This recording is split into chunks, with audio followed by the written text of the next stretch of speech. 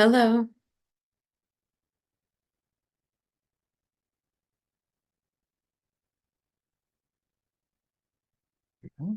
There we are. Sorry about that. No, Oh, and I went in and it wasn't until we were on the phone that all of a sudden both suddenly appeared. I thought, oh, oh, every time I send two, I don't know why I get freaked out that it didn't get there. oh, So, that's okay. That's okay. Well, I'm glad you did. excuse me. Good morning. Sorry for the delay then. Okay. Well, talk to me. Let's jump into things. Oh, Easy for me to say, huh? yeah.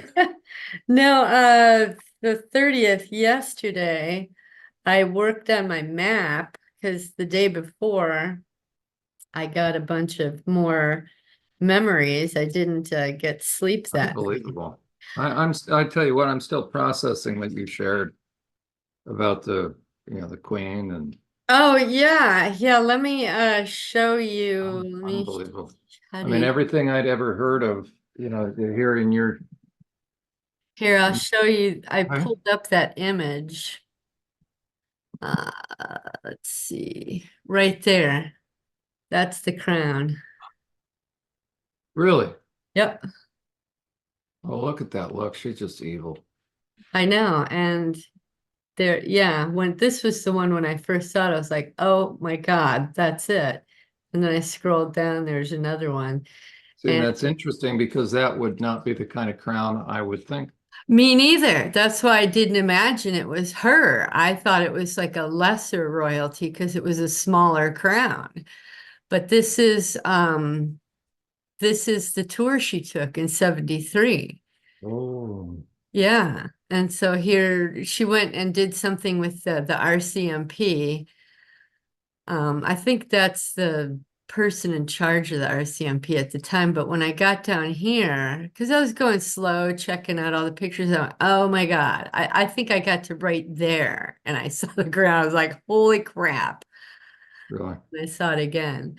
But I was looking at Wikipedia this morning. This is a Wikipedia and all the royal tours, and it shows in 73 that her and or yeah, her and Prince Philip went there for this yeah, the RCMP something or other for them. But I was looking at all these other people thinking, well, did I see these people? Oh, And that guy gave me a physical reaction. And Princess Anne, but she would have been much younger then. So I don't think this picture is right, but this guy's face gave me a physical reaction. And let me see, that's her mother. Yeah, Mark Phillips, which is Princess Anne's. So they were both there, but for some reason it doesn't light up her name. So, or that's 74, sorry. Yeah, 73. But I think in 75, that guy gave me a physical reaction, and I don't know about her. But I think these are more current pictures. I think back then they would have been much younger. absolutely. So why they don't have the picture of them from that time frame is kind of Well, confusing. that's a pretty good barometer testing whether or not they give you a physical reaction. Yeah, yeah. But that one just shook me when I saw it because I was imagining she would have a bigger crown too. But it Oh, is was, that right? So as you were starting to look for this, you anticipated seeing yeah, I what you thought, thought. certainly it wouldn't be her. It would be one of her coterie. You know what I mean? But when I saw that crown, I went, oh my goodness, that's got to be it. So that's that. But I don't know if you had a chance to read the journal entry for the 30th. But I remembered more about that. I don't know if I saw it. Would The you? Oh, you know what?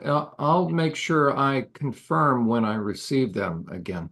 Would you Okay. mind reading through it then? Oh, sure. Yeah. Oh, You I'm get it very sorry there. about that. No, it's okay. So I remembered more about the Scientology rape. When I was waiting for Oh, the bus to yeah, start. yeah. So he pushed me into the dark area between the two buildings to the spot he wanted. Now I remember it was a manicured area. So it was like a tiny little, maybe 10-foot, 12-foot wide corridor between two buildings. I said, I remember him pushing me. I do remember pushing back against him and telling him to get off me. And what was he doing? He was stronger than me. And he pulled down my underwear. This is what I thought was fascinating. Finnegan thought about cutting his throat, but he didn't have a knife. Ah, Pumpkin was looking around for a thick stick or something, but couldn't find one. Joker didn't have anything to strangle with because I remember him thinking, what do I have on me that I could use? Sarge piped up and said that killing wasn't allowed because it wasn't ordered and that we're not going to jail kind of thing. So that's when Kitten just took over and said this to the guy, just hurry up and get it over with because I felt like I couldn't do anything about it. And he did. Didn't it? So I don't think it lasted even 5 minutes. Do you want me to? Oh, I am screen sharing. Okay. yeah. She thought he was pretty pathetic because he was so quick. I remember her thinking that this ain't nothing compared to what I used to deal with. Wow. Okay. And he did. She was very, very relieved that it was quick and over. And he took off. I literally started running. I was still in shock. It says it was Sadie who walked back home feeling sad and depressed, crying on and off. I remember that because I didn't have a tissue, so I kept having to wipe my nose with my hand. Said Krista is the one that felt stupid and naive for walking off with this strange man, and that Sarge found the way back to the church. When I got there, went to sleep, didn't remember it in the morning. Amazing. Wow. And then this is the next rape that I remembered, that Balistreri boy. Now remember that this Balistreri is like the head The mafioso for mafia. that area. Mafia. And I was working in the crystal shop. He came in and flirted with me, and we set up a date. He picked me up from the store, and when he got there, his driver opened the door, the back door, and there he was. I remember I was surprised that he had a driver. And I remember being self-conscious of my clothes and oh my God, you know. He told me to get in a very cheerful way, and I did. And he said we were going to his house for a party. I wasn't expecting that, but I thought it would be okay. I hoped it would be okay. I also thought that the drive would be 5 or 10 minutes. He told me that it wasn't far, but it wound up being 45-minute drive. So I was nervous because he took me was so far away. Yeah. When we were there, we went down into the basement. There's a little bedroom down there. We walked past some of his friends in the main room, went to his room, and that's where we sat and talked for a while. He was manipulating me. And if you remember, he was coming close in and going Yeah. away and seeing how I reacted. We had sex in there, and I remember he was rough. He put a dog collar on me, had me on my hands and knees. Kitten just allowed it. Krista thought that boy liked her. Sadie was depressed and wanted to cry, but Sarge didn't allow it. Actually, I decided I'm going to start highlighting the parts so I can. Oh, that's very smart. You're such a researcher, you're Yeah, so I a can file find it clerk, right? later. Yeah, yeah. Yep. That's exactly right. So Well, and after how valuable that is because it shows how much activity in one scenario I that know, yeah. And I kept thinking, as I'm going through this, I kept thinking about what you said when you have parts, they help you out there you go. There you go. later on, not just for that scenario. And I thought, well, here it is right here. So after he was finished, I was trying to take this collar off. And I also reached for my clothes to get dressed, thinking I was going to go home now. And he told me not to bother with that. And he jerked the chain that was on a dog collar on my neck. He took me out to the main room, and there were 3 boys and a girl there. Now, I shouldn't say boys and girls. We were like in our early 20s. Oh yeah. I Yeah. was naked except for the collar. I knew there were people in the house. I didn't know they were right there. I was exposed to them all, and I was embarrassed. There was a Hall & Oates song playing, Rich Girl. Now, I looked that up this morning too. Let me get that. Well, that would be a good song then to vent to. Oh, I never thought of that. Yeah. Anyway, so here's the lyrics. You're a rich girl, you've gone too far because you know it doesn't matter anyway. You can rely on your old man's money. It's a bitch girl, it's gone too far because you know it doesn't matter. Um, it says it when I hear this song in my mind on this particular lyric right here, it says this says that it's wrong to take what is given you, but in my mind I hear it saying uh something to take what's given to you. It's like they were changing the lyrics. Yep. They were singing to it. So take what's given you, so far gone on your own. You can't get along if you try to be strong because you'll never be strong. Cause, and then it goes into the chorus again. And this part here says it's a bitch girl. Now that girl that was there, she was the sister to the boy that picked me up. So she was another Balistreri, pretty sure.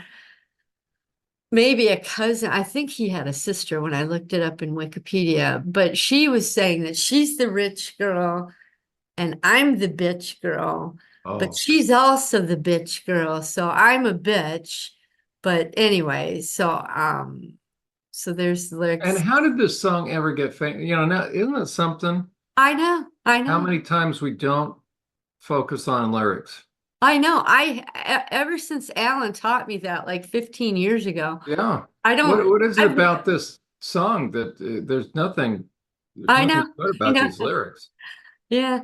So anyway, it says high and dry out of the rain. It's so easy to hurt others when you can't feel pain. And don't you know that a love can't grow? Oh, because there's too much to give because you'd rather live for the thrill of it all. So this girl, it's like she just kept playing the song over and over. It was like her song because she's rich and she's a bitch and now she's got a bitch there and it's this whole thing. And I remember them like kicking me, wanting me to sing along. And so I didn't really know the lyrics because I was never really that big into music. And so I'm trying to sing along based on what they're singing, just so I don't get beat up or anything. So anyway, Yeah, they so had to be a part of all that. Who's gonna do that to someone?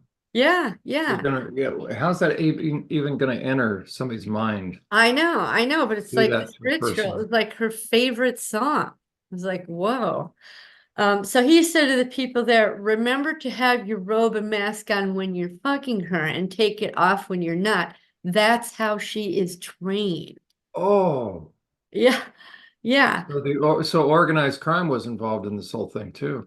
Well, it's got to be. I can't imagine at that highest level. See, my friend in Milwaukee, he was just swearing up and down that mafioso don't do that. They don't agree with pedophilia. If they hear about it, they go and kill the person, blah, blah, blah. And I kept saying, Joe, at the highest levels, I am positive that they're into Satanism. They could never get to that level unless they were. And he's just certain that they're not. And I'm thinking, well, here is the son in his early 20s and the daughter, or maybe 20, because I think they're a couple, 3 years younger than me. And, they know about this. It's like they're participating in their own little satanic ritual in the Yeah. basement. Yeah. And they know about training and how I was trained, whatever. Anyway, so their masks were like the ones you see in that movie, Eyes Wide Shut, the robes too. They were mocking me in that song, Rich Girl, the Bitch Girl. His sister was the rich girl, I was the bitch girl. Literally, the bitch in a dog collar while someone walked or rode me.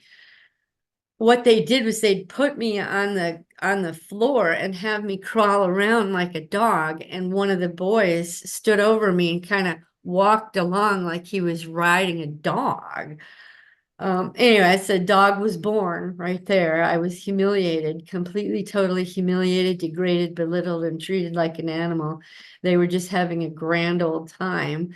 Yeah, that's going to be important to play that song when you're venting. Okay.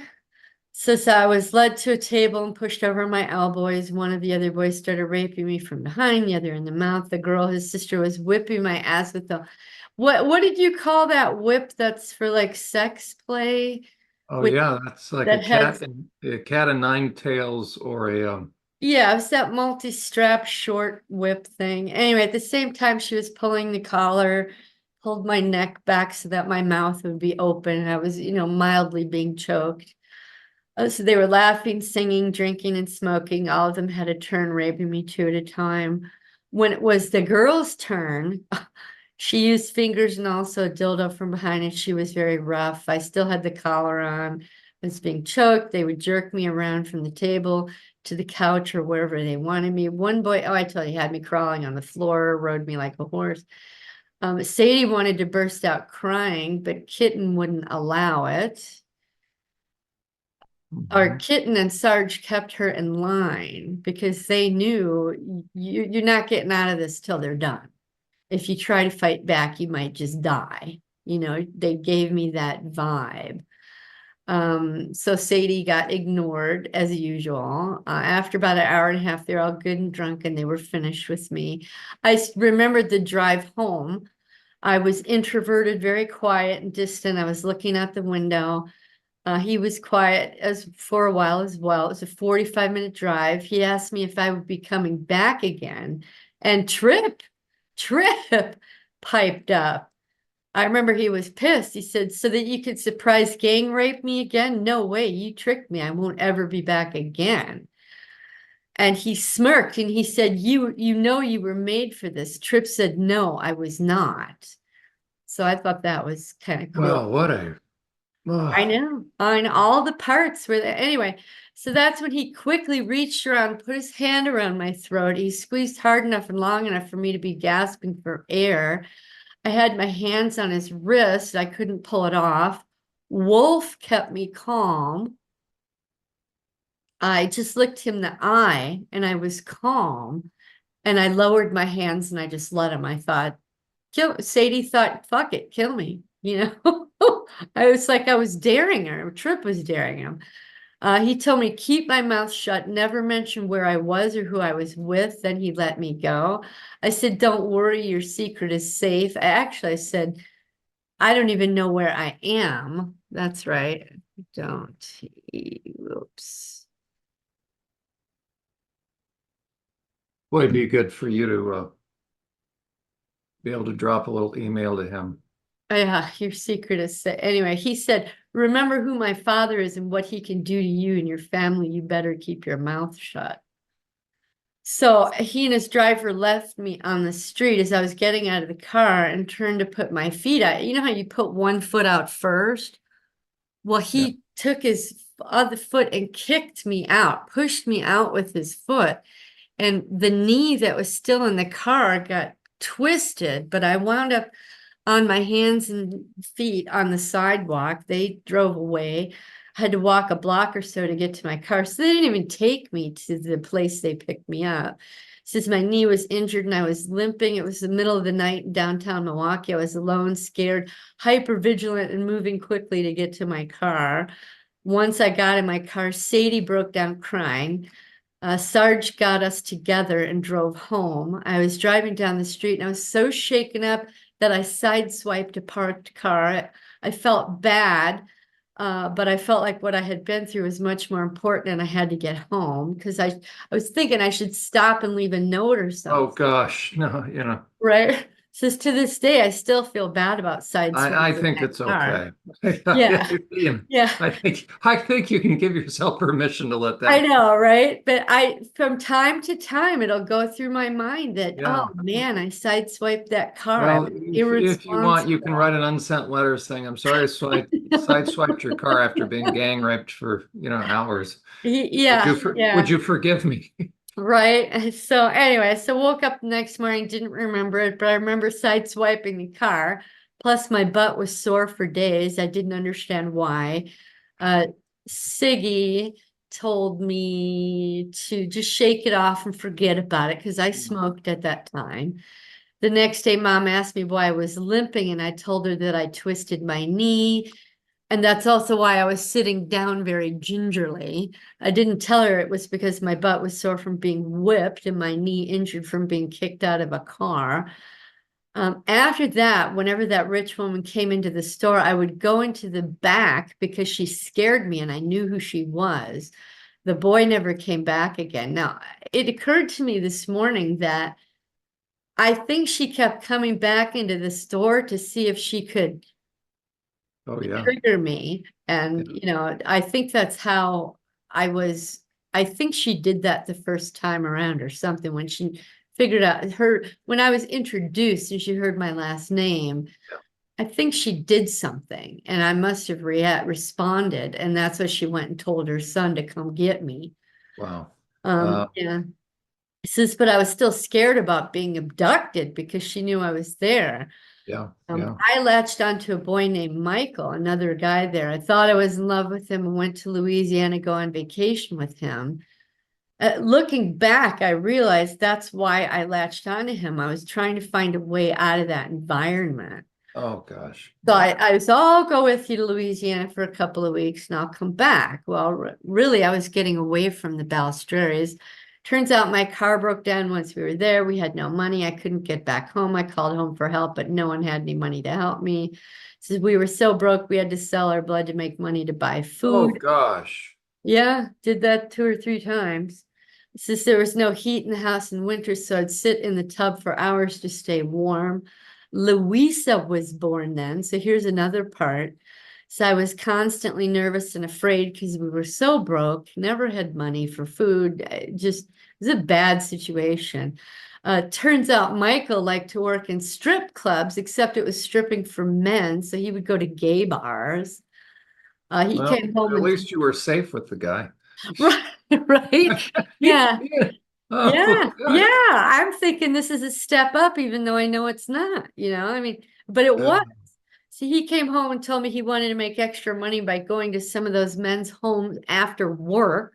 Oh, So he's stripping in a gay bar till 2 in the morning, and then he goes off to one of his people's houses and screws them. Anyway, since we got into an argument and he told me to beat on him, so I did, and he took it. oh, Uh, we were there for another year until we moved to Dallas, where Crank was born. So that was what I was thinking about that night. It's just that, and then as I thought, oh, okay, good, I'll finally be able to go to sleep, right? So I lay down again and I have a flash of a man as I was laying down to go to sleep. In my mind, I heard someone say, "That's the handler." So I got up and drew a sketch. As I was doing that, I also sketched the man that raped me on the way to Scientology. And I also remembered Whitey, so I sketched him as well, because they're all three very vivid images that I got in my head. I thought, well, why not sketch them? and So were you able to sketch him out? yeah, I sent those too. Oh, see, I didn't get any of my I'll apologies. I'll pull them up in a Yeah, second. yeah, yeah. So it's 1 a.m. and I just had another bout of diarrhea. Now, John, this is very unusual for me, but for 2 or 3 weeks now, just diarrhea in the middle of the night. So I Wow. also went and got another cigarette. I had one this morning and I realized that yes, Siggy wants to smoke, but it's Andy that makes it a compulsion. Andy likes his uppers and is pissed off he doesn't get amphetamines anymore. He wants to smoke because that's all the stimulation drugs he will ever get, and he knows it. So he makes me smoke so that he can be happy. He was laughing and laughing at me because I kept thinking it was Siggy. Hey, So, now, interesting thought. I think it's both. oh, sure, sure. Yeah, it's definitely both of them. But Andy was Oh, okay. So just he was, laughing and having a good time that I didn't put that together. oh, is that right? Yeah. You see, he wants to know that if I quit smoking forever, and does he just get ignored for eternity? I kept trying to talk to him about finding another outlet for him, but I couldn't think of one. And he doesn't want one. He's pretty adamant about stimulants. I think he has something to do with all the sugar that I eat as That makes well. sense. That makes sense. Yeah. So Siggy and the cigarette is to forget about it all, and Sarge just moves on. Anne has the same motivations. Anne prefers to smoke weed because ultimately it's mellow and will put her to sleep. It's Andy who's the one that just likes to smoke throughout the day for stimulation. He's the one that makes it a habit. That's invaluable that you're Yeah. writing. So I need to figure out how to rewire Andy or find something for him to feel as though he still has a purpose. And it occurred to me this morning, I asked him, I said, well, what would you like to do instead? And Good for you. he kind of was shocked. He said, well, I don't know. I said, well, think about it. Did you really? Yeah. So Oh, you're killing me. I said Anne You, as well and Siggy too. So all three of them need to find different purposes. So I told all of them, think about what you'd like to do instead. good for you. Good for you. Because they don't, I was watching Carrie Alahe's YouTube called Desert Bikini. And I don't watch her very often, but I just thought, oh, it's a 15-minute, or I'll pop it on and see what she was talking about her little ones and how they're retired, and she's created a castle with animals and this real elaborate thing for them to hang out and play in. And then for the teenagers, she's given them like a soda bar so that they could have the idea that they're still getting drinks from a bar, but it's soda. And I thought, well, my parts were going, well, that's pretty fucking boring. So we want to do something. We don't just No, hang that's out in right. these imaginary places. So Yeah. just they don't want to retire. They still want to exist just with a different purpose. And until they get a purpose, they want their satisfactions, meaning cigarettes. Um, so Plant got a lot of work done in the garden today. Then I took a nap, and Jon worked on a transcript through the afternoon. I kept thinking I would get a break today from them, but as always, just as I'm trying to go to sleep, there's more memories. So thank God I don't have to work. Now here's let me show you those images before I get into the next thing. And you're doing phenomenal work. Well, Unbelievable. thank you. Yeah, and I watched your show with Emma. And how you're talking about all these months to get to these late levels, to get past the walls or the barriers. And I thought, Yeah. Jesus, I just kind of flew through them. Yes, you did. Yes, I'm telling you. And It's I was blown away. okay, and that's why I really know that the Lord's going to be using you in a very powerful way. Out of all the years I've been working. I was just kind of was like, wow. I kept thinking, where am I? I think I just kind of flew past that. Oh, wait till you see this next one. We taped it. It's sort of an interesting experience. While I know the last week is running, we're taping a new one. So wait till you see this next one. I use Okay. All the right. picture of a football team. Oh, as a matter of fact, I'll reference that I'm a coach. I was thinking of you. So wait for that as you listen to that part Okay. when I describe my role in there. Okay. Anyway, this is the handler. He has Wow. a very square jaw with, a kind of a pointy chin with a mustache that curls up, and his hair curls up too. But he was this sketch does not do it justice, but he was probably 40-ish. Now, when you say handler This is during, that Jack Sampson or the Sam oh, Jackson. there he is, the CIA MIA guy. Yeah, yeah. So that was him. I got an image. I don't know what part told me that's the handler, but that's what they said. And let me zip him around. Oh, dang it. I hate this. This is the guy from the bus stop. Remember I told you he had this like white, Oh, blondish, fluffy hair, and he yeah. had like this t-shirt on. So that was the man at the bus stop. And this is Whitey, the guy from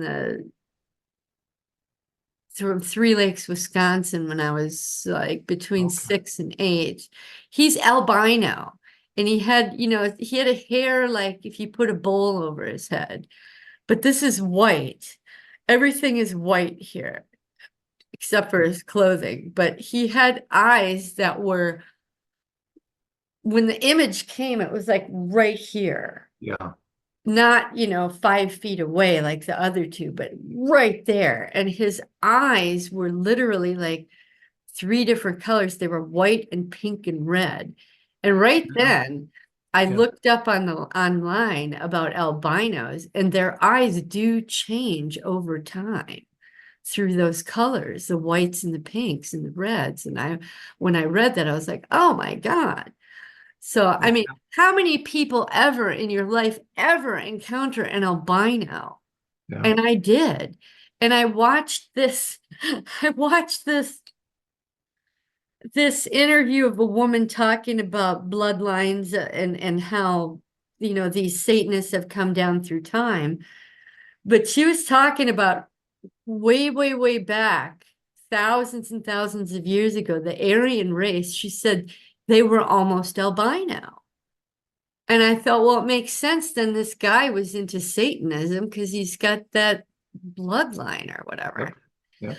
But as I was looking for different pictures for the next thing I'll tell you in the journal, I ran into this. My mom gave me a box of my drawings when I was a little girl. Now look at this Oh, drawing.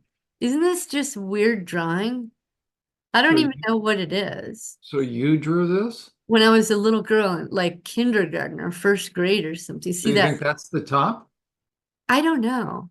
Can But you you know can what it you reminded me I of? think that it go back one more. I think the one over on the right is the top. I don't know. Something just tells me. No, This is flip it the top. around. Flip it around just for a moment, right there. Yeah, I think so too. But It looks like those are clouds, or oh, maybe maybe not. so. But But I'm telling you what, isn't that a maybe strange drawing? maybe early on you had a sense of your parts, the Oh, different layers, maybe. Wow. the different layers. Wow. Yeah. I don't know. Maybe it's the So other one. here's another. This was a little Mother's Day card. I mean, it says, Dear Mother, I do the dishes. I pick up my toys. I am good. Love, Wow. Diana. So I had a need to tell her that I'm good. I'm a good girl. Yeah. It's like, what? And all these are look at this. Pumpkins. Isn't that a scary looking pumpkin? Pumpkins. Yeah. I don't why she kept these, I don't know, but look how scary this one is. There you go. I was like, holy crap. And then this guy, Oh you know, gosh. it's just like that kindergarten school paper, you know, that cheap brown stuff. Look But at how many pumpkins you're drawing as a and kid. she kept them. There was no others but these. I'm like, didn't I drop, you know, sunshiny skies with a house and a tree with a Yeah, and bird? think about when does a kid ever draw pumpkins? I know, but I drew four of them, and I'm thinking they're all from the same time period. But Wow. I want to show you, I don't know where it is, the picture that I think that that one looks like once I get there. It was, oh, there. Fatty, remember at the wall, Yeah, right? yeah, But I drew another one. Look at this. Doesn't that look like that other picture? yeah, it does. Oh, and I was trying to draw the wall that was crumbling apart. But that childhood drawing, that's what I thought, oh my God, it looks just like Fatty's broken apart wall. Yeah. So yeah, I thought, wow, that's interesting. So those are those pictures. Now, so I'll go to the next entry. Now, Chris came home early the day I was transcribing. He had a meeting to do, and he drank all night.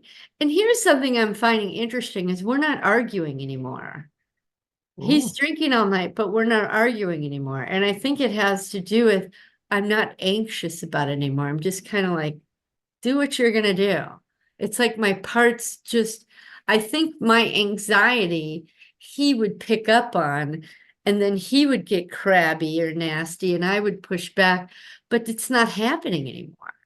and And I there's thought, no you're removing the audience kind of thing. You're indifferent. yeah, I mean, and Nobody to fight unfortunately, with. he's drinking every day again, but nothing about the quantity has changed, but we're not arguing. And I don't feel a need to push on him Yeah, anymore, yeah. you know, or be defensive or withdrawn. I'm just like, whatever. So anyway, it Wow. came in about 8:30. We talked for a while. He told me this weekend he texted something to now. Here's what he'll do, John, is he'll sit out in the garage, and particularly on like Veterans Day or Memorial Day, but random weekends as well. But he'll drunk text people, and I've said at work. And I've always said, Chris, I don't think that's wise because you're going to get to a point where you get too comfortable and you might say the wrong thing. to one of your bosses. You know, I mean, he's literally texting vice presidents, managers. Oh gosh. Yes, yeah. But he always does it in like an inspirational way, and they always reply, "Oh man, that's great, you know, what a leader you are," you know, and they pat him on the back or whatever. Um, so he texted something to his upper manager and he thinks he may have screwed up. He was really nervous. Yeah. He said he also showed me a text from his daughter who says that she's suicidal. I'm like, are you kidding me? And she's asking for money. She's suicidal, but asking for money. Yeah, yeah. This is for the first time Chris said no to the money, not until she moves to Louisiana with her mother, who's going to pick her up. Apparently, she's been through quite a few traumas with her job and her ex-boyfriend. Now, she is a supervisor or manager in a psych ward, right? And so His she's like, daughter? yeah, she's like 5'10" and 300 pounds. She's a big girl, not 300, maybe 250, but she's a big girl. So Yeah. she could take it. And she would always call him and tell about how she got punched or hit or something, right? Um, so you know she's got trauma after trauma from work, but she also finally fessed up that her ex-boyfriend, she, I guess, finally kicked him out, and it's a whole story. I'm gonna journal in the next few days. It was too much to do yesterday. So he's got his daughter on his mind. She's suicidal, wants money. Her mom's gonna drive up or fly up there and then drive her back to Louisiana. She's in Colorado. Oh. So Chris says, just wait till you get to Louisiana and then we'll talk. Is she quitting her job? Yeah, she finally got some schooling, went through a new school to get a different certification in something. So, oh, I think it's radiology maybe, so that she doesn't have to be in the psych ward anymore. I said, well, that's fucking smart because she doesn't need to get beat up for the rest of her life. Yeah, seriously. So, and then his son, he also found out that Joe is having anger issues in the Marines right now. Although he texts saying he's fishing all the time. So Uh-oh. he's gets these mixed messages from these two kids. So Chris is pretty stressed out right now about work because of what he did and his daughter. He said that Joe is a low priority, which I agree. He told me that his ex-wife Lisa, the mother to the two girls, called him and left a message. He said he didn't know it was who it was from, so he listened to it. When he realized it was her, he erased it and he blocked her.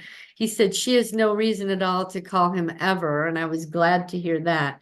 Now, once I journal the crap with his kids over 20 years, Yeah. you'll get a better picture. So that was that. And then it says as I was laying in bed, I realized I had two more parts. Mom is the part that came into being when Joe came in my life when he was 4. I loved him more than I ever thought. I considered him the child that God wanted me to have because I didn't have any of my own. So Joe is Chris's son. Yeah, yeah, Yeah. by his Wow. second wife. Yeah, who's a crackhead. Anyway, it says I was hurt by him just blowing us off for years. Well, let me back this up. Casey and Kelly are his first wife. They're in their mid to late 30s, both in the medical field. Joe is baby mama too. Chris did marry her, but only because she got pregnant. She was a crackhead back then. I don't know if she is now. And Joe is their child. And this is very helpful for me because, and understandably, we've never really had a chance to talk about it. It never came up. Oh, it's such a You skipped story. the line. I just read the line. Mom is the part that came out or came into being when Joe came in life Yeah, with his yeah, four. yeah. Because when Chris and I met, Casey and Kelly were probably 12 and 14. Yeah. And Joe was not even in Chris's life. I guess they had a big blowout. This is right before Chris and I met. And Paulina took Joe as a baby. He was 1 year old just disappeared for 2.5 years. Well, Chris and I met in that time period, and then we lived together.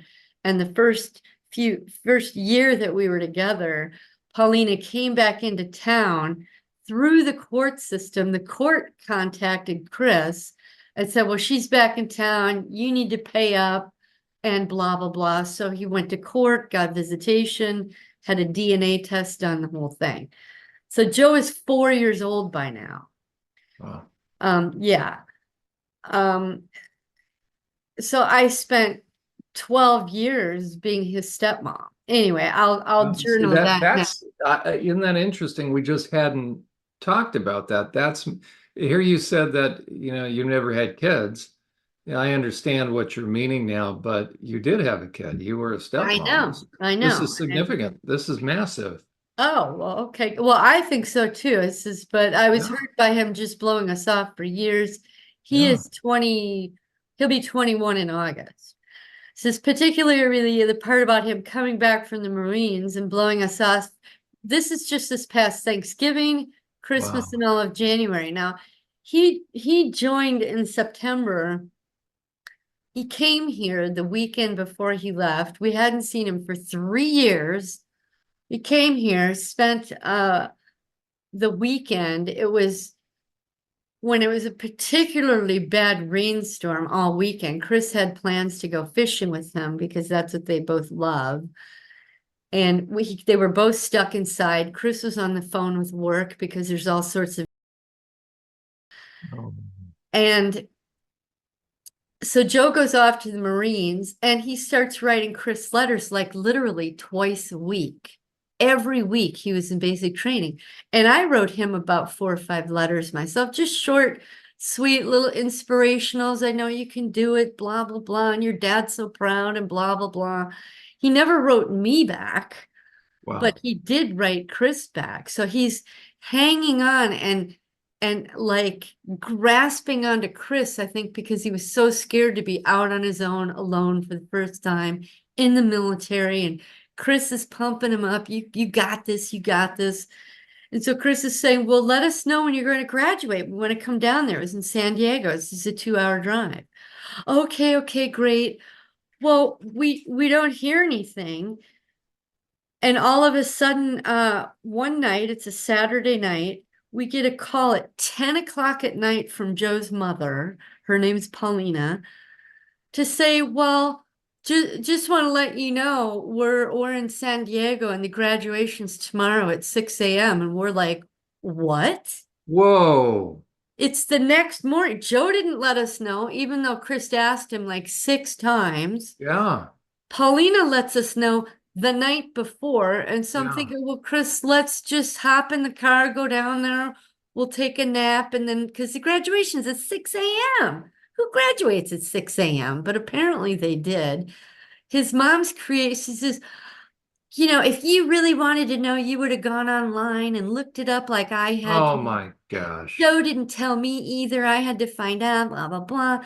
And so we're like feeling completely like a knife was just stuck in our heart.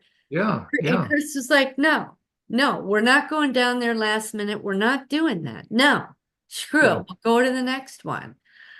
And I was really hurt. And I'm like, okay, well, Chris is right. I was up all night thinking about it. Oh gosh. Yeah. Um, and so I thought, why? You disappear for 3 years. We don't, Yeah. 18 to 20, or more like 17 to 20. We don't hear from you. Now, all of a sudden, you're in the military, you're writing. So my hopes are getting up that, oh, well, great. We're going to be able to rekindle our relationship and we'll be able to have a future with him and blah, blah, blah. Well, no, he comes back for Thanksgiving, like 4 days before Thanksgiving. And we're thinking, oh, we'll come over, spend half the day with your mom, half the day with us, or we'll have Thanksgiving the day after, you have it the day of with your mom, whatever. We don't hear from him until that night. Chris sends him a text. Of course, Chris was drunk, so he sent not a very legible text. Joe reads it off to his mom. His mom gets furious. She texts Chris and me the nastiest, like 2-paragraph text on what losers we are and assholes. And she's just going off. And so finally I sent Joe a text back. So what the hell is going on here? I said, you ignored us for the graduation. You've ignored us for Thanksgiving. And now you have your mother attacking us? Yeah, there you go. Fuck. And he finally texts Chris back and says, well, I'm sorry, I didn't know what was going on. Kind of tucked his tail between his legs. And we're like, fine. Thanksgiving's over. Thanks for ruining it. Yeah. Because, Yeah. I said, well, let's do Christmas, or there's a whole month in between there. Come and see us. Not one word, John. And I kept saying, Chris, I want to send him a text. Chris said, don't you dare. Don't do it. He needs to reach out to us. Yeah, Chris is right. Oh, wow. All right. Yep. So Christmas rolls by, and I'm sending him a text saying, well, I know you're going to wind up back in the Marines. So we'd like to see you just once before you go back. He said, oh, I got 3 more weeks to go. Don't worry. I've got pictures and I've got a present for my dad. I'll be there. So we're holding our breath for 3 weeks. And guess what? Disappears and he's back into the military again. He Wow. never stopped by. And I'm like, the fuck? Anyway, so that really hurt a lot. Yeah, yeah. He excluded us. He created a situation with his mother, said he would come. He Yeah, didn't. it's sad. He's being passive aggressive. That's all Yeah, this is. I spent many years with him one-on-one, John, and I'll journal that, tutoring, caring for him, and now I'm nothing to him. Apparently, he'll send Chris a text maybe twice a month. It's such and such fishing. And Chris just got another one saying that he's got anger issues. I'm like, well, do you think he could pop me a little high, check in? No, nothing. So it says anyway, so that's Joe. This is the whole I'm stuff. glad you shared that because obviously, what a massive part of your life that, you know, When I journal everything that's gone on with his children, you're going to be gobsmacked. Anybody I tell this story to is just blown away at how cold his children are. yeah. Anyway, it says, I don't know the name of the other part. I think an outsider, Asti perhaps, but Okay. Asti is already a part. But it's the one who feels rejected and angry at Chris's daughters. They've been Yeah. so disrespectful and nasty to us for 20 years now. I have a hard time feeling compassion for either one of them. So as a matter of Now, fact, his daughter, let me ask, did she ever live under your roof? no, no, Okay. no. Which is fine. I just needed to get a Yeah, sense. yeah, no, I am their husband's wife only. I've Oh, never been their stepmother.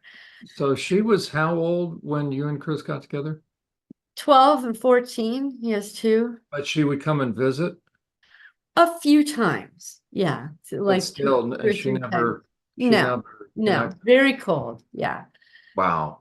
Says, as a matter of fact, I tend to think of them as bitches and cunts. And says, I don't use that word very often, but these 2 girls are cunts. Okay. They're Well, the that's good. worst word I can think of is cunt.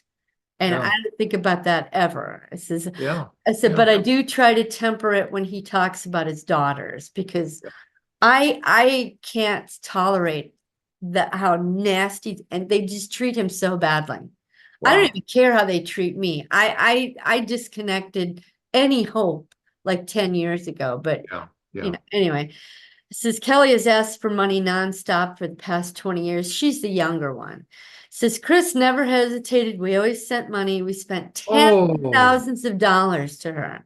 The Oh. last ask was 1 week before my baptism here at home. She wanted $10,000. She told Chris that she had medical bills and had to pay them off, and she did not have insurance from her work. I was suspicious. We sent her $3,500 that night through Zelle. Said the next morning, Chris was asleep. I was thinking about it. I thought God was testing me. So Oh. I sent her another $3,500 Yeah. that morning. Yeah. So Chris didn't know that I did that, and he told me that we will not be sending anymore. I said, okay. Says Kelly Oh kept my calling God. for more money. 2 days later, he told me to go ahead and get the new air conditioner installed, and that was $10,000. That way, the next time she called, he could tell her that he didn't have the money because we were putting in the air conditioner. Says we needed a new conditioner for years, but he finally decided to do it then so that he could have a reason to tell her no. He Let the needed, dog. he needed that stuff. Yeah, Okay. yeah, Okay. because he didn't want to just point blank say no. Come on, Dixie, go to the bathroom then. Go on. Okay, Gosh. let me feed her. She's getting weird. Yeah, no, but isn't that something? So the boyfriend has a gambling problem. That's what was going on. Oh, yeah, and I'll tell you, I got livid the next day. I was like, are Right? you kidding me? She told you, he said, yeah, she said her boyfriend has a gambling problem. I said, you're telling me that's not what the 10 grand was for? Unbelievable. He's got mobsters after him and she was scared. Yeah. Yeah, Unbelievable. oh my God. Yeah, So, seriously. okay, so you read that. So let me go to the next area. It says it wasn't until I had time to think about it, I realized that she was point blank lying. Yeah. There's no way a psychiatric unit where they know their employees get beat up that they're not going to provide medical Oh, insurance. they all do. Absolutely. Of course Because they if do. they didn't, they would be sued for millions of Of dollars. And course I they do. If told you're an this to employee, Chris. they always have health insurance. I told this to Chris. I said, so Yeah. she point blank lied to you. Yeah. There's no way they would not provide insurance. Yeah. The gambling price, I'm pretty sure that's what the money was. Especially she's supposedly management. Like a supervisors or Yeah, something. that's the manager. Yeah. I mean, that's my field. Of course they provide health Yeah, I insurance. know, right? So, Yeah. so we agreed no more money each time that she has asked over the years, but he always caves against Oh, my better judgment. And we always would argue over it. So Casey is the oldest. She's a whole nother story, her wedding and each of her children. Chris has 3 grandchildren that he never sees.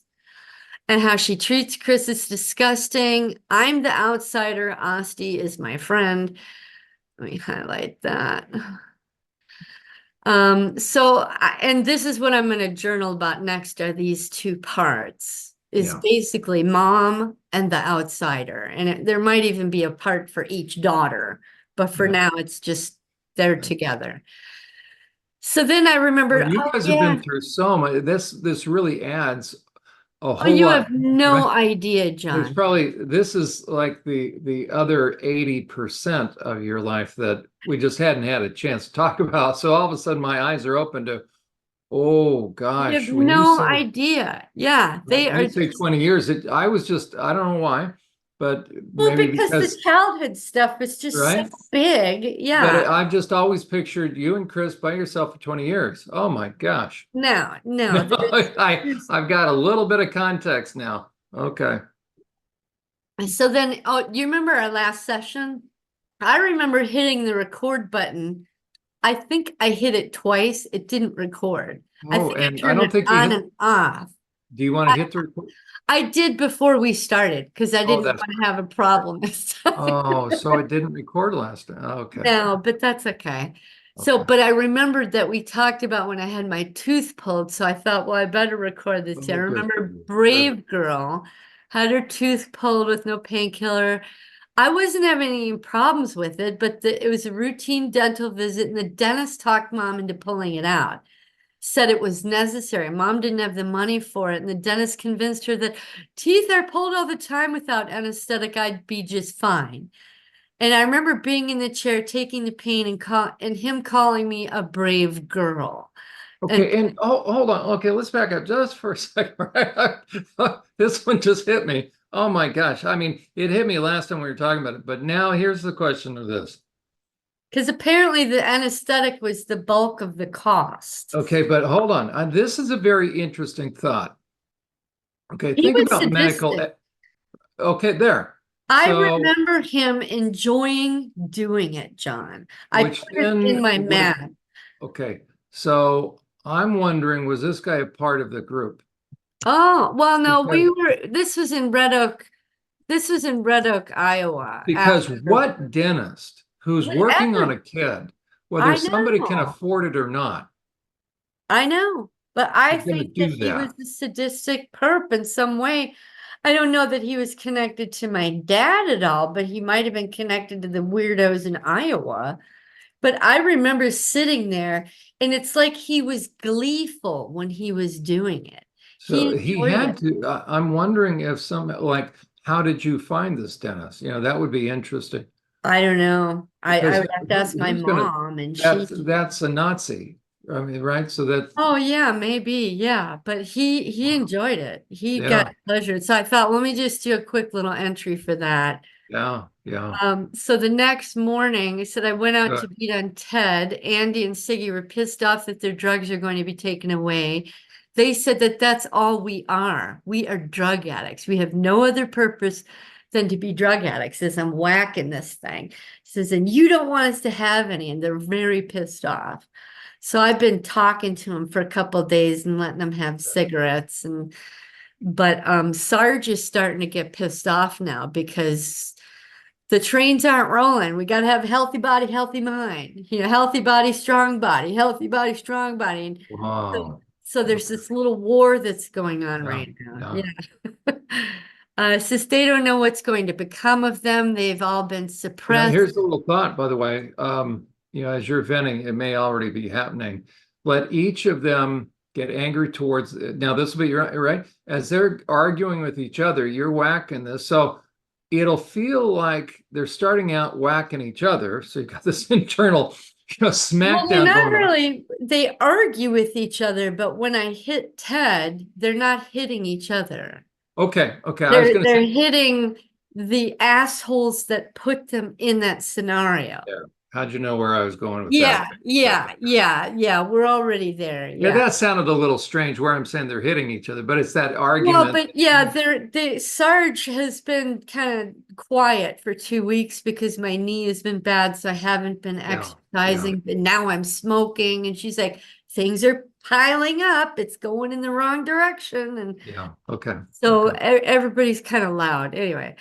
okay. It says they've all been suppressed, Andy in particular, for 35 years. The last time he got any drugs was when I was like 22 doing crank, right? Wow. And that was short-lived, and I said no more ever. Anne got suppressed when I stopped smoking pot, so that was a year now. Siggy was suppressed 8 years ago when I quit smoking cigarettes, but now is wide awake and screaming. They all like each other, and they all work together with Sadie, the Oh, depressed, sad little girl. I got you. Sadie's the part that's depressed. She doesn't care if she lives or dies. She doesn't want to brush her teeth. She doesn't want to take a bath. Her hair is usually ugly and she doesn't care. She wears clothes that are dirty and worn. I literally, John, after I went the entry I said where I went out and worked in the garden, I was all filthy. I stayed that way all day, and I kept thinking, go change your clothes, but then the thought would disappear. And Yeah, so I went to bed and I thought, you're not sleeping in this. And so I finally took the clothes, but all day, just filthy. yeah, Anyway, so she doesn't care what anybody thinks of her. She has an attitude with Kitten because Kitten makes herself look nice, too nice, if you yeah. consider this too nice. And then we get in trouble with men. There we go. Sadie decided that she keeps herself ugly so that men will not want her. Chris doesn't care one way or another. He married me knowing that I had this horrible eye condition, and that's when I knew that he loved us. Okay. So it occurred to me last night, but I did nothing about it. But I had not taken a shower for about 4 days. Said I had filthy clothes on from the garden. I kept telling myself to go change, but I didn't. I know I had taken a couple of baths with Epsom salts. Anne really loves that because she gets to chill out, but it makes our hair crazy. Sadie doesn't care. If you get salt in your hair, it gets weird. So I just took a shower a moment ago. I put on a bright purple shirt instead of that drab green shirt. Says I'm going to keep my hair down so that it can dry and be pretty, but not too pretty. And then I also gave the dog a bath. I, yeah, Um, I says, but I remember being, no, this is another thing. I remember being a teenager and finally getting braces. I was excited to have pretty teeth. When I joined the army, they would not let me wear my retainer. So I tucked it away in my locker. Then I went to put it on when I was allowed to, which was 8 weeks later and it wouldn't fit. Oh I yeah. was really depressed, and Sadie said, well, it's best anyway. You don't want to have pretty teeth or pretty face. Wow. So the Army also gave those rape prevention glasses. You ever seen those? Those black, because you can't wear your own glasses in basic training, so they Oh, provide wow. you with glasses. Rape prevention glasses. And that's what they called it because they were so awful and ugly. Yeah. That's fun. Yeah. Yeah, Okay. because Sadie was just fine with that. I always felt bad that mom spent so much money on it for nothing. My teeth went right back to where they were.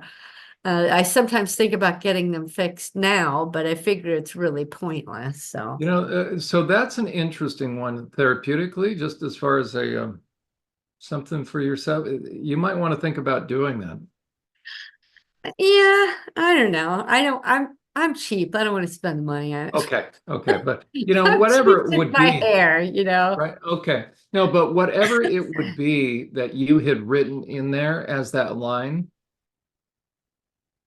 So again, whatever it would have been, I was thinking on taking up water skiing. I was thinking on, right? So anything that has been put off for a long period of time. Yeah, yeah. Again, and that's all I'm referencing that.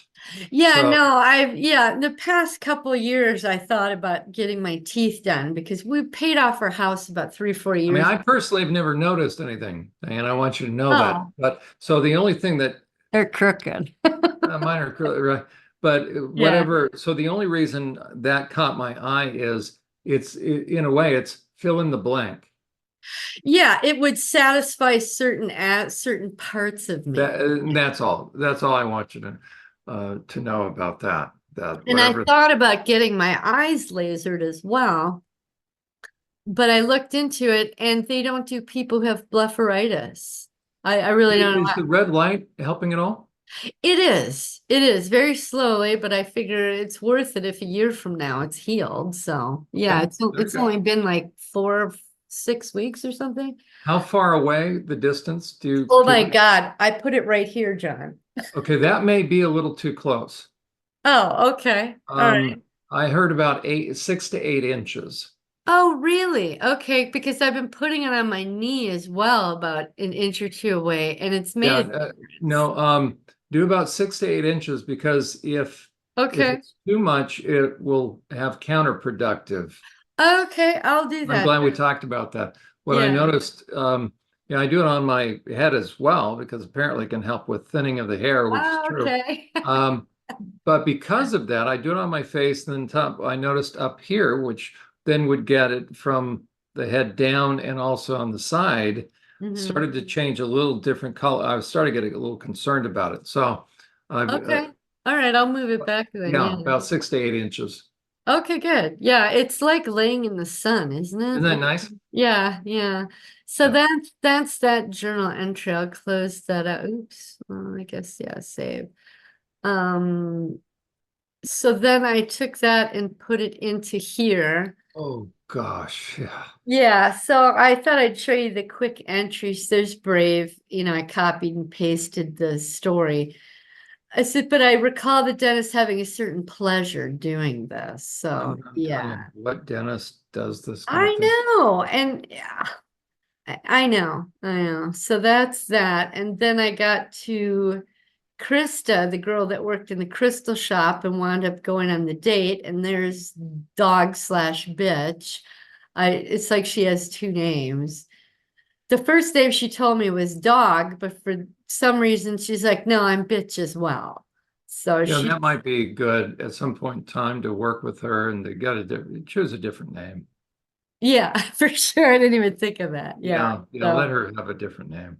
yeah, so that's her. And then she led into, because I went down to Louisiana with Michael, the guy who was a stripper in gay bars. And this is me when I would sit in the tub to stay warm and I would read to pass the time. But so that's this entry. Her name's Louisa because we were in Louisiana. Okay, okay. Um, and then when we finally got out of there and went to Dallas, Crank That's where Crank was Can I born. ask, Diane, going back to Louisa, it's Hmm. very interesting that she almost looks African American. I know I couldn't find a picture of a woman in a Okay, tub that's fine. naked I didn't know. I just wanted to that ask. wasn't sexual. This was the only one that was not I got sexual. you. And I Oh, was that's like, fine. okay. But all And of a sudden she, I thought maybe I should ask. well, she had the sadness level that I related to I as got well. And because obviously you're not dressed in the tub, but it was just her sadness that got me. And I thought, I like that picture. Louisa you. Yeah, liked that. So that makes total sense. Yep. yeah, yeah. I thought too, does black, white, does it matter? It's like, no, It doesn't matter. But all of a sudden it I was the thought, you know what? expression. Maybe Yeah. there's something about that. I should just ask. Yep. Yeah.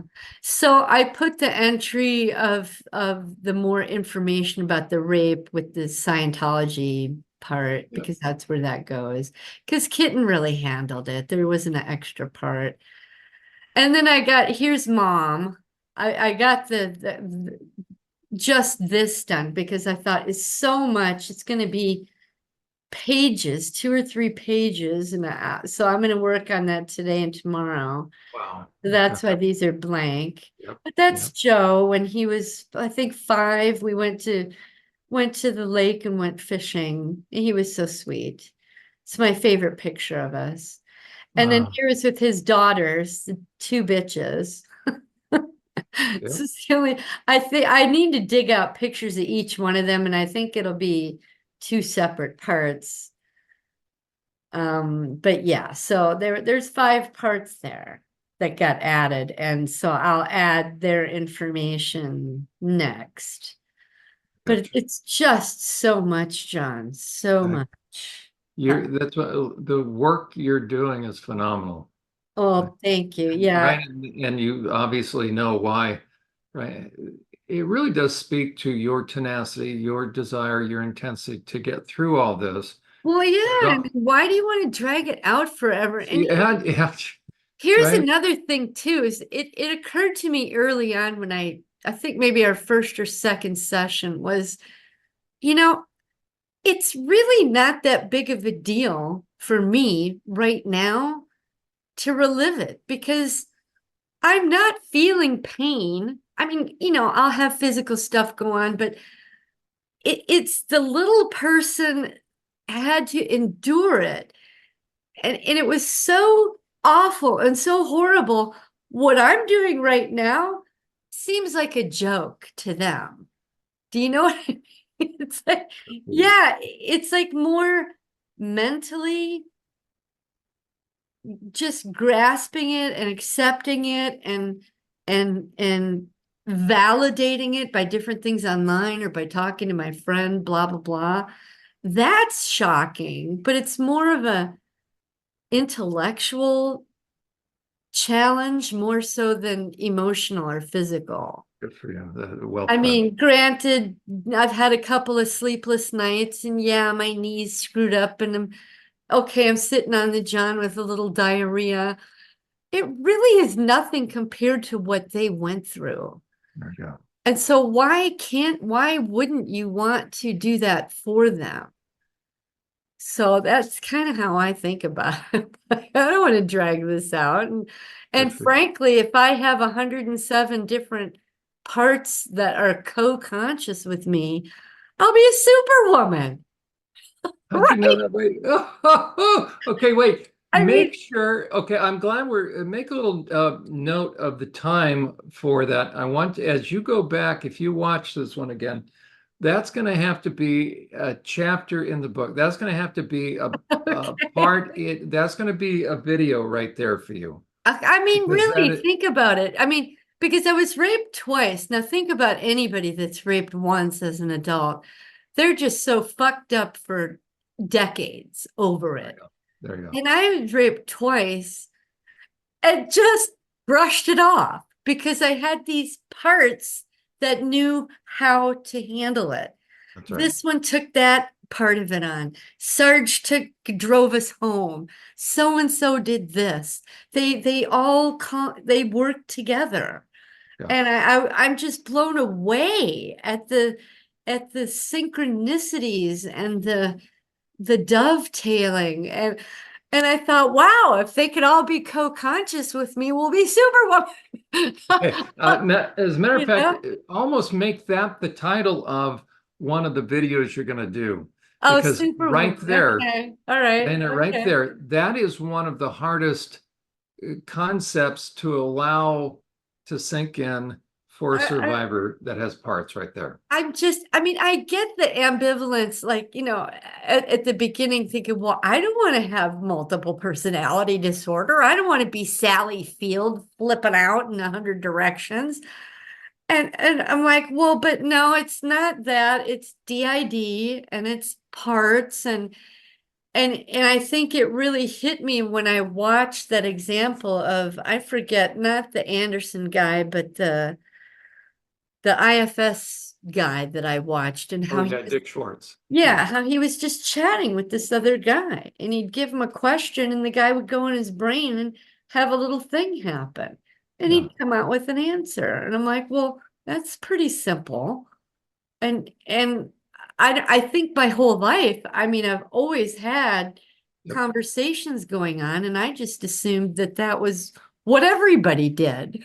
There you go. And think about how normalizing, how affirming, confirming, and It is. It doesn't have to empowering, be. right? And also, you're going to be able to help therapists understand that this notion of quote unquote integration, I'll tell you where that comes from. It comes from either ignorant therapists. I was ignorant one time, right? Somehow we all feel like, okay, the goal is quote unquote to integrate. Well, forget that deal.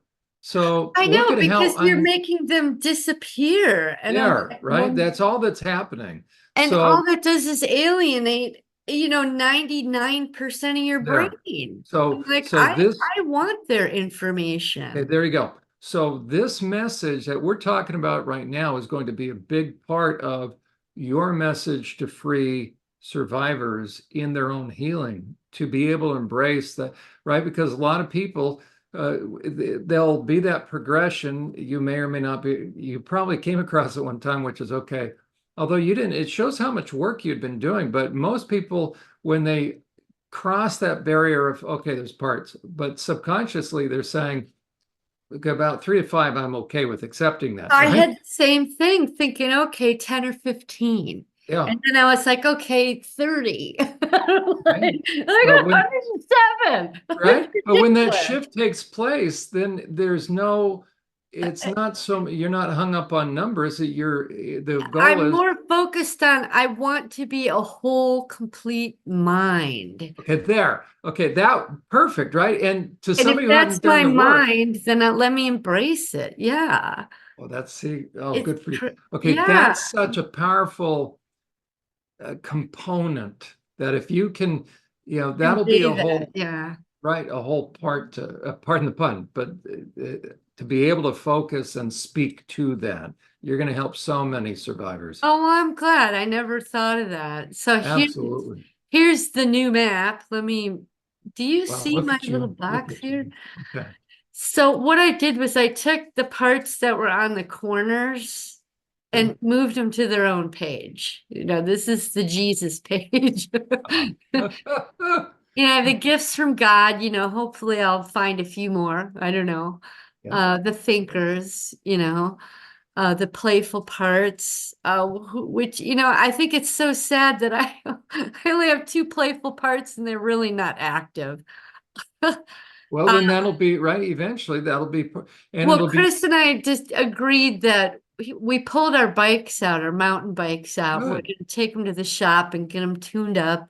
And on Sundays, we're going to go to the lake and we're going to ride and we're going to have some fun once a week. Now, So, perfect. Let me add one other thing. mhm. Um, which is the part that like smoking crack? Oh, that's up here, crank. Okay, now here's my thinking. It wasn't crack. It was like a powdered form of, it was called crank back then. I'm Okay, not that's right. even sure. But meaning an amphetamine, it gets you out. Yeah. Oh, yeah. Oh, yeah. Okay, So now, Andy and Crank will enjoy that. Yeah. okay, Yeah. Yeah. but here's what I'm thinking. You're gonna ideally, and work with Chris with this. Find out it can happen with the trail bike, so maybe it's the kind of trail. But there's a part of you that needs that adrenaline rush, push the limit. So if you can do that with, Yeah.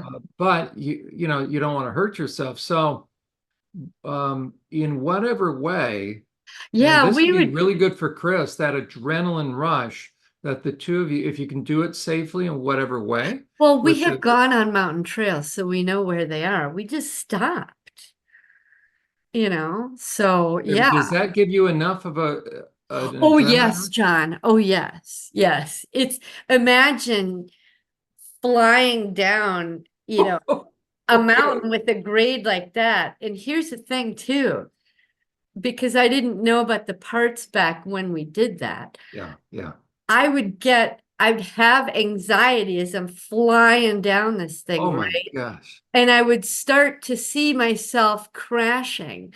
And all of a sudden, another part, and I think back, this is what was happening. Another part would jump in and say, no, you're just fine. You're just fine. And all of a sudden, I could make it down there and not crash. The flow, you get in the flow state. Right. So my parts were already working because my There we go. fear Okay, parts good. were freaking out. This is too scary. This is too much. Oh my God, you're 50 years old. You're going to hurt yourself, blah, blah, blah. But then Wolf, I think it was Wolf that jumped in and she'd say, no, you're just fine. You're just fine. Just calm down. You know what you're doing. And we would just be fine. Okay. But if I allow myself to get stuck in the fear, which I did once and I crashed, but it wasn't on a hill like that. Yeah, yeah. But yeah, yeah. So, and I'm sorry, so it's Crank? The pardon the Oh, pun. the bike rider is named Joy. Yeah, no, I'm sorry. The adrenaline one, go back and my Oh, apologies. Andy was the one given amphetamines as a child. And then my sisters gave me cocaine when I was 18, Okay. just the one night. And then I was 22 and I did crank for several months. Okay, so when you are bike riding, well, let me ask this. Kind of your sense right now. My hunch is Andy and Crank are both listening. Oh yeah, for sure. I think Do they Andy do they know how to ride bikes? Oh well, they must because Maybe. I've done it. Okay. I guess I don't Okay. know. It kind of tap in, meaning would I they? think well they're saying no, they don't. Okay. Well, I mean, Now, but Crank did because I rode a bike as a little girl, but not mountain biking is very different than just correct. riding a bike. Okay. So yeah, The they're question for them is this: are they willing to? It'll be interesting for Andy to see if he wants to learn how to ride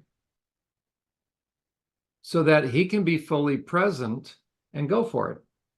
yeah. Actually, I think he learned how to ride a tricycle and like a baby bike. But yeah, So he's into it. Yeah. right, the more they can be present and in a way kind of take over, or be front and present, then it's going to say two things are going to happen. They're finally going to feel free, but then they will be able to fully satisfy that need for speed, that need for, Yeah, I never thought of that. You're right. Because yeah, Andy did say, when I asked him, I said, what would you like to do? yeah. What do you say?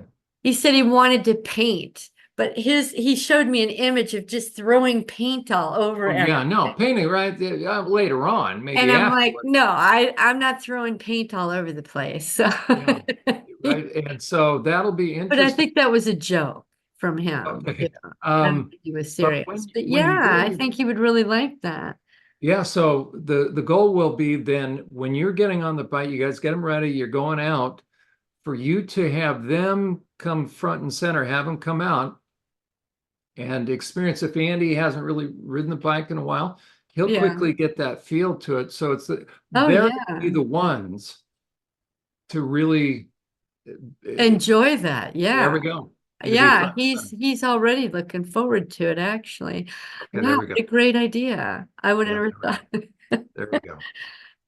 Anyway, so I don't Sorry remember about where we were. that. That's Oh, going to be this great. page here, yes. Chris is going to be surprised. Wait till Andy comes out. He's going to be like this madman. That'll be I fun. know. So yeah, these are the happy, creative, healthy, these parts are feel very, other than these two, they all feel very fulfilled. Now, what? Oh, by the way, okay. Here, sorry, I just have to. This kind of free flowing thing.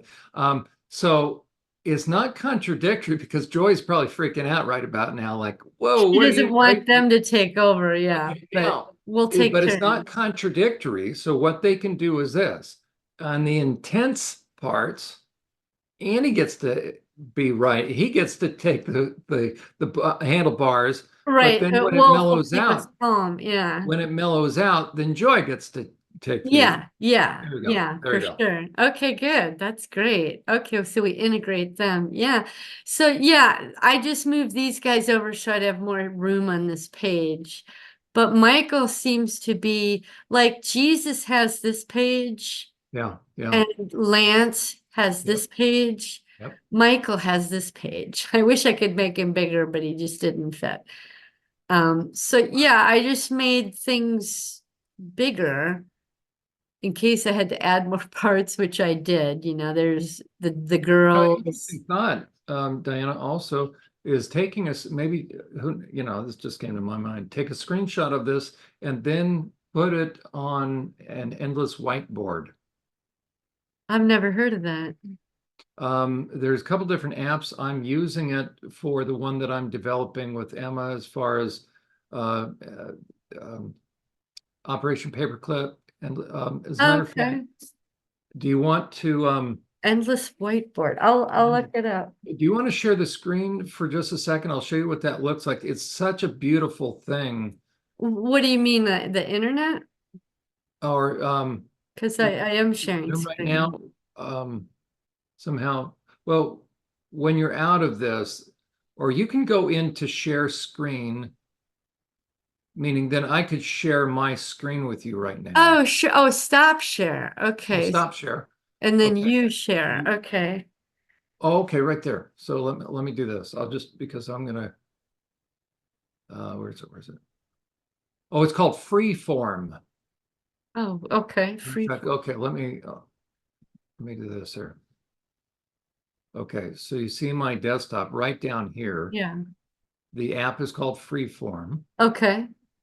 Okay.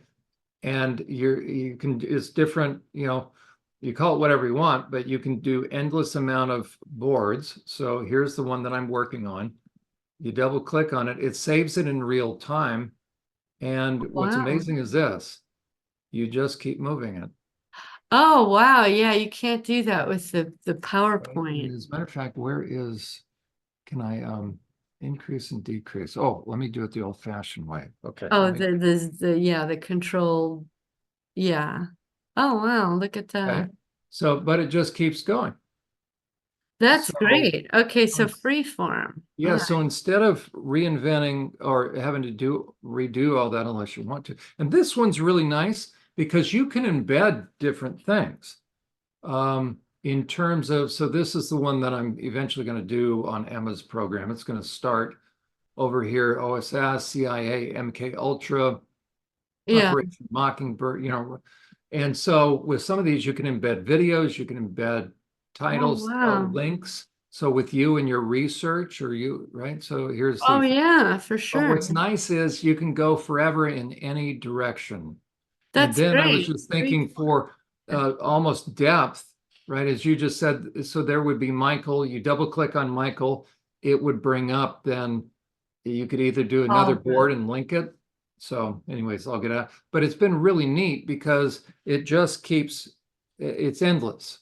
Wow. Okay, I'll play around with it then. So Yeah. if you then superimpose the board, you have the screenshot, then you can work from there until you feel so inclined to kind of redo it Move if them over. I'll You know stop what sharing. I found with PowerPoint though is you can hit the what is it, the shift button and click as many boxes as you want, and you can move them all at once. So, right? Really? You know how you'll hit what is it, shift or control when you want Yeah. to highlight many things? Oh, yeah. Yeah, you can do that on PowerPoint. Okay. So And that's so that's what I did. I was able to click everything in a circle and just just move it. move it.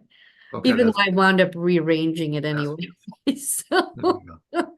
Okay. um, the thing that's been on my mind lately is taking your chart, with the parts, you're talking about the three-dimensional and start filling in those parts. I guess I don't really need to screen share because I haven't done it yet. Let me see. Yeah, I think that would be excellent. Plus, I will be very interested as you're doing that. If I know I probably have left out a couple of categories. And so if you Where get a is it? sense of, hey, John, you might want to add Yeah, this well, category, here is that'll it, be good. the D.I.D chart. Is that the one? Yeah, this There we one, go. except put my parts in it. Oh, I did it with pen and pencil. I printed that out. Oh, I think I showed you. I did yeah, this is how I did it. It There was we on go. PowerPoint, but I just haven't put the names in yet. There we go. But I think maybe, yeah, once I get to this level and the wounded kids part, Hmm.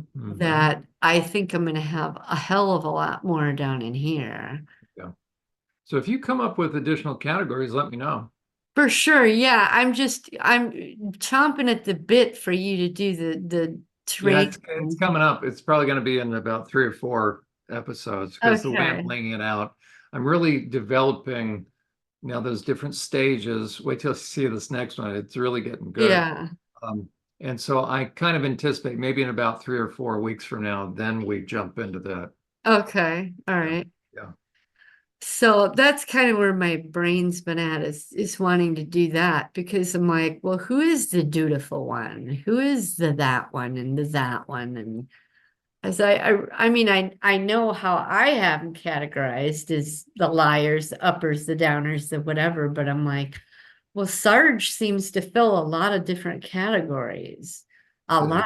And I didn't even know if that was, it is possible because I know it happens in my head, but how would I put that on your chart?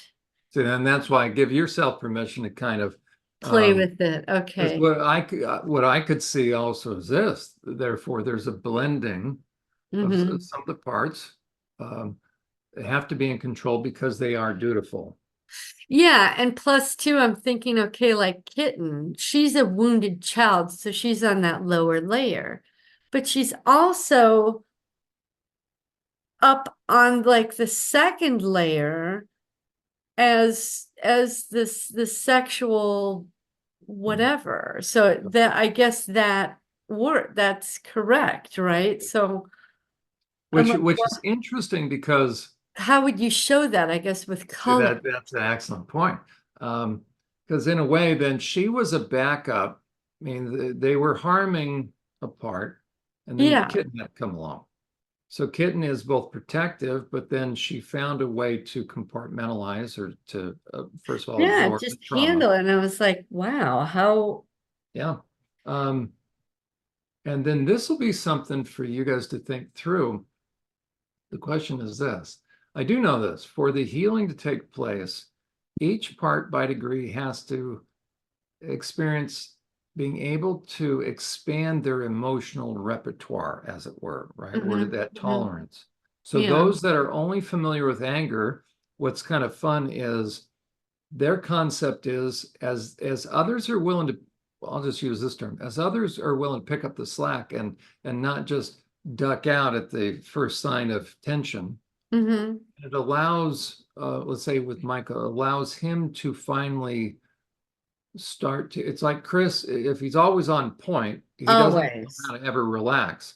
And so Exactly. that's a very interesting, Well, the beer is what gets him to relax. But see, then they're after artificial. a certain point, then he winds up again. And There you I'm go. like, So, he moves so through parts as a as matter of fact, Chris would be a very classic part, an idea of a self-persecutorial part that's always negative, always negative. So what's under the surface is you can see with that angry part, what's behind the scenes is a lot of real trauma. And until Chris is willing to, it's not a facade, right? Until he's willing to stop long enough to realize behind the anger is the hurt. So we could use him kind of as that personified part, Yeah. and he'll never also then be able to truly be in the moment and relax. So for the angry parts, what you're seeing is the angry parts are sort of like Chris, not necessarily yours, but just that concept of, Yeah, you're right. I probably do have a part that's called Chris that, okay, interesting. you know, yeah, I'll have to develop that idea there. But I get what you're saying. But also with Kitten, just thinking about, it may be, so this will be something to ponder. It may be that part of the healing, I'm a little more persuaded than not, but a part of the healing for her will be also, because it's always anger, but let's say some part has never experienced anger, either becoming comfortable enough with it or just, again, expanding some of that so that they may also be able to experience somebody else first, so vicariously allowing Yeah, some. so that you want to not reverse, but you want to blend the people who are on this side of the There you spectrum go. Perfect. and Everybody's become more well balanced. everybody. Yes. Yeah. I am conscious of that. I think you've talked about it before. But here's the thing with Chris, the morning after we were talking about his daughter and the suicide and all that. And I said, well, I started to talk to him about, I said, Jon explains what anxiety is, because that very first episode, you talk about drinking a bunch of coffee or espresso or whatever and the adrenaline. I said, so really, I said, when you think about having anxiety, just realize it's your body filled up with adrenaline because it's been triggered, and whatever trigger pulled that anxiety from the past and it's making it present. I said, and that's what you beat on Ted about. And here's what he said. He said, I don't need to beat on Ted. I said, I just want to take a gun and shoot Ted's fucking head off. Good. And I said, well, then why don't you get some blanks in there and just go to town? Perfect. And he goes, no, I just need to go to the shooting range. But then Okay, well for him to go to the shooting range, it's, like pulling teeth. Not pulling teeth, but and we've talked about that. Do you enjoy shooting? oh yeah, I've got Okay, my oh, hold own on. gun Then and the whole make an thing. appointment for him. Just do Well, it. we don't go to the range. We go out to the desert with our own targets and have our own little thing. But yeah, When's it the last time? When's the last time? for me, oh my gosh, probably 2 or 3 years. For Chris, Okay. maybe 4 or 5 months. Yeah. But I said, Okay, so, well, I said, then let's go. Let's do it. Let's just, yeah, I absolutely. said, and if you come home from work and we don't have time to go to the range, I said, get your snap caps. I don't know if you know what those, and I said, just shoot Ted in the head. Yeah. Just shoot him 100 times. Get it out. He will not let himself beat on Ted. And I try to do it now while he's here. He won't see me, but he'll hear, like yesterday, he stayed home from work and he had a meeting at 9 o'clock. So I went out there at 8:30 and I beat on the thing because I thought, he doesn't need to have that in the background while he's on the meeting. And I told him that, and he says, well, thanks, I appreciate that. But he'll always ask me, do you feel better? And I go, yeah, actually, I Oh, do. he's this close, Diana.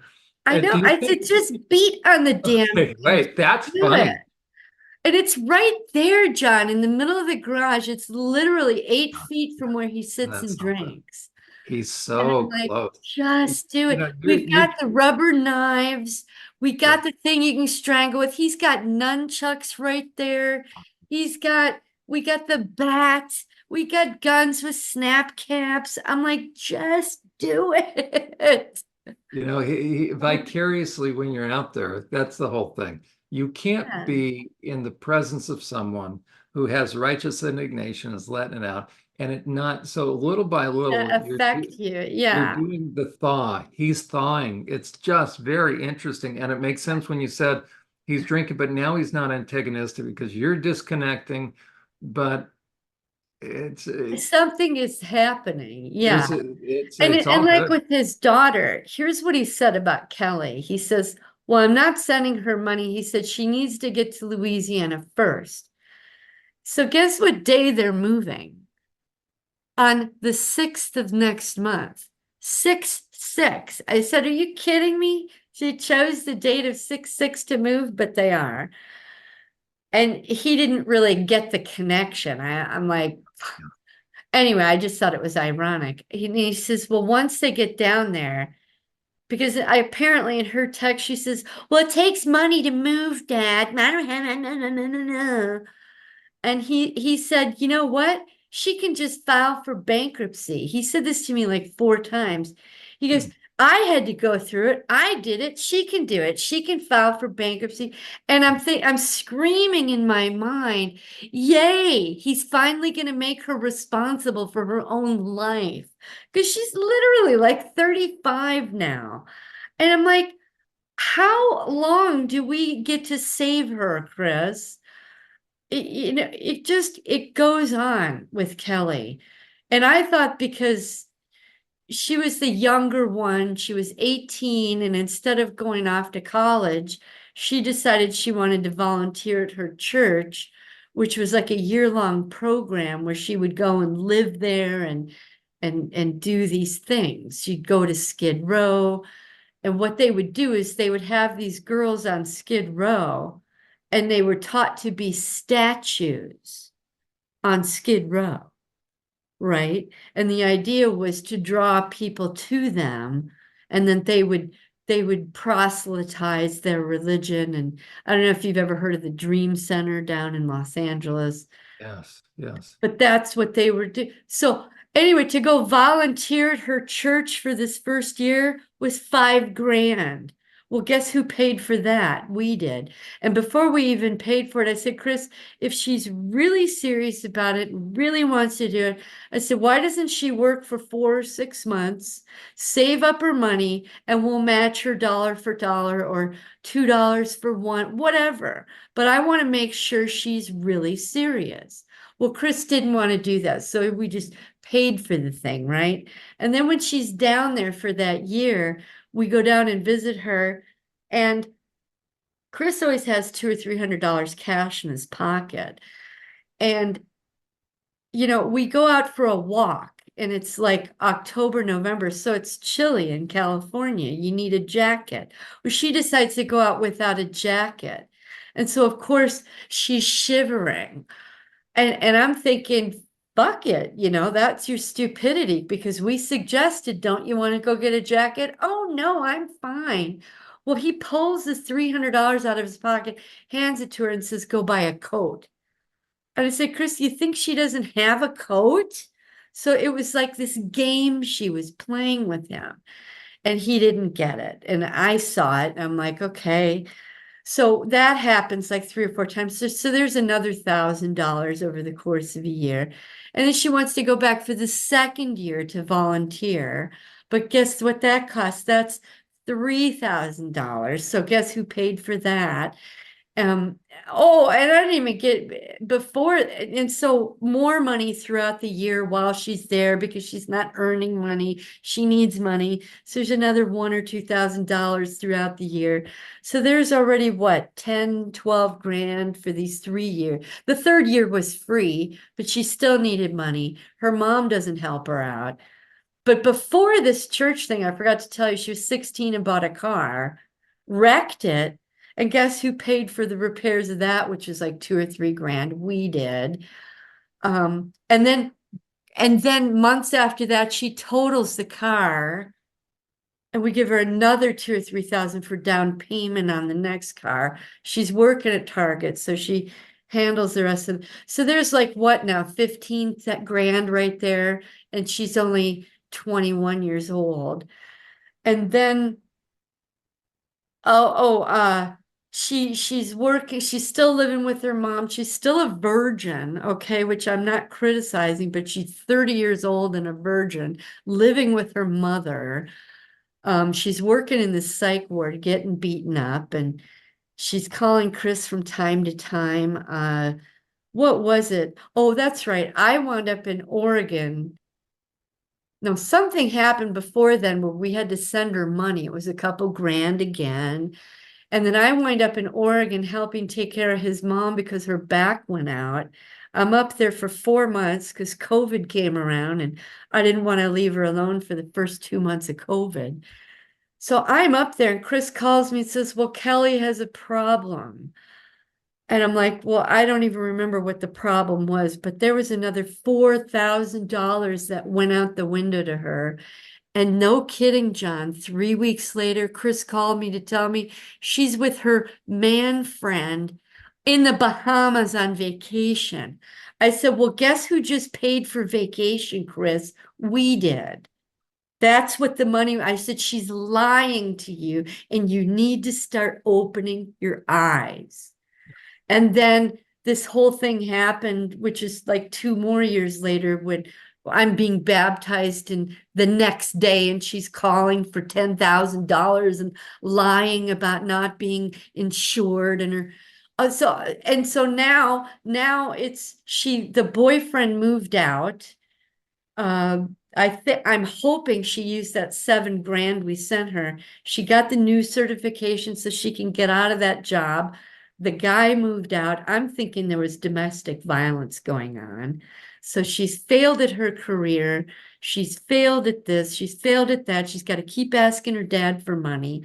I said, of course she's going to feel suicidal. Well, not suicidal. I'm depressed. She's going to feel like a failure. She's going through all. I said, I get it. And Chris said to me this morning, he says, it occurred to me that someone who says they're suicidal probably isn't, Good for because him. someone who is suicidal just does it. Good. And so he twigged on, I didn't even twig on that. He Yeah. did. And I went, oh my God, you're right. So that's why he was like, she's filing for bankruptcy. I'm not, whatever, but we'll see when she gets to Louisiana and she's with her mom, because Lisa did nothing but fuck him out of money for like the all those years till they were adults. And even when the child support stopped, there was a whole nother thing about money. And so I think that his wife's manipulation of Chris with money funneled down to Kelly, and Kelly figures out, well, that's how he proves you love me. Give me money. So she manipulates and uses him. And it's at least one thing I'll say about his oldest daughter. She just cut him off. I said, at least I can respect her because she doesn't manipulate you for money. She just fucking cut you out. I said, I can respect that. I said, Kelly is a whole nother ball of wax because she's doing nothing but pulling your heartstrings. And he had this big realization like a week ago. He goes, oh, I understand why Casey doesn't bond with, because I was in the military for the first couple years of her life and I had to leave and I was gone on missions, and this is when he was doing his stuff. And he says, well, that's why we didn't bond. But Kelly, I got to bond with. And I wanted to say, and I didn't. I says, that's why it's okay for her to manipulate you all the time for money. I said, why is it the only time we hear from her, there's a dollar sign connected to it?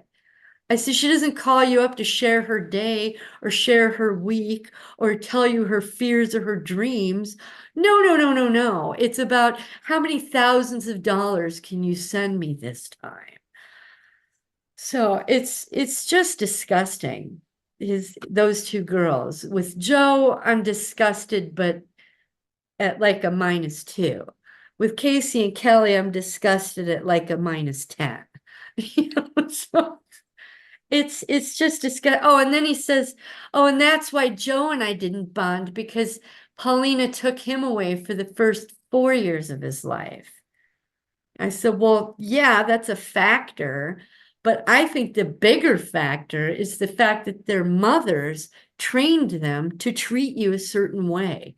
100%, right? I That's said, because my mom, I said, the thing that blows me away about my mom is even after she divorced him, she still thought it was important enough for us to at least communicate with my dad. She gave him that much respect. I said it might have been misguided, might have been stupid because, maybe she blocked all that out, whatever. I said, but she still understood the importance of a father's influence in a child's life. I said, your ex-wives completely brainwashed their children to disrespect you, to use you, to treat you like shit, I'm disgusted with women, Jon. Women who have, and my sister does this with her children and their dad, is she wants them to hate their father. And I'm like, why? Unless they, did what our dad did, I don't think it's warranted. I think that you should encourage them to be with their father, encourage them to know him, encourage them to go to him for advice, encourage all of that. And I'm so disgusted with women because they don't do that. They train their children to hate their fathers, and all they're doing is projecting their own bullshit onto their children. And their children take it on because they want to please their mother, the one who has control in their life. And I hate that. I'm so disgusted with it. And I never really understood it until I met Chris's children. I mean, with Joe, I was allowed a certain level of bonding and motherhood.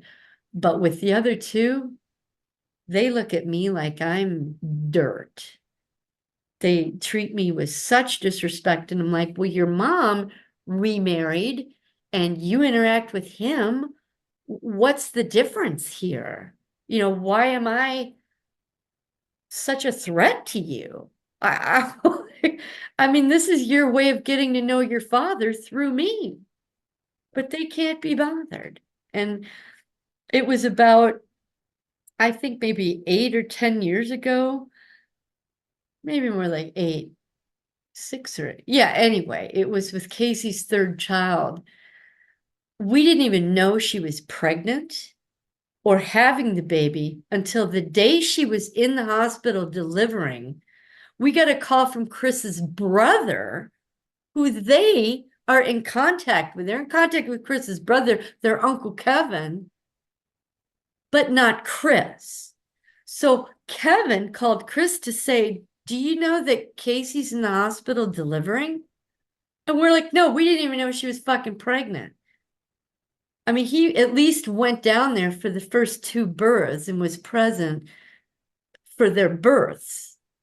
But she couldn't even bother to tell him she was pregnant the 3rd time. And that was the day, Jon, or no, that was when I said, you know what? I don't even want to know them anymore. They are not worth knowing. They're so abusive and so nasty in this game that they play with you. I said, it's a den of vipers. I'm not interacting anymore. I don't want to know them. And he just kind of stopped telling me about different things that have been occurring because he knows I'm over it.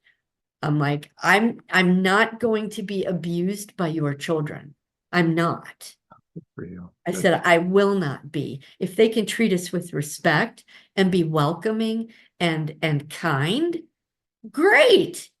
Or even cordial. I said, but they're not. They're going out of their way to be abusive.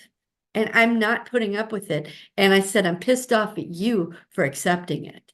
It's like he allows it because some part of him thinks he deserves it. Feels guilty.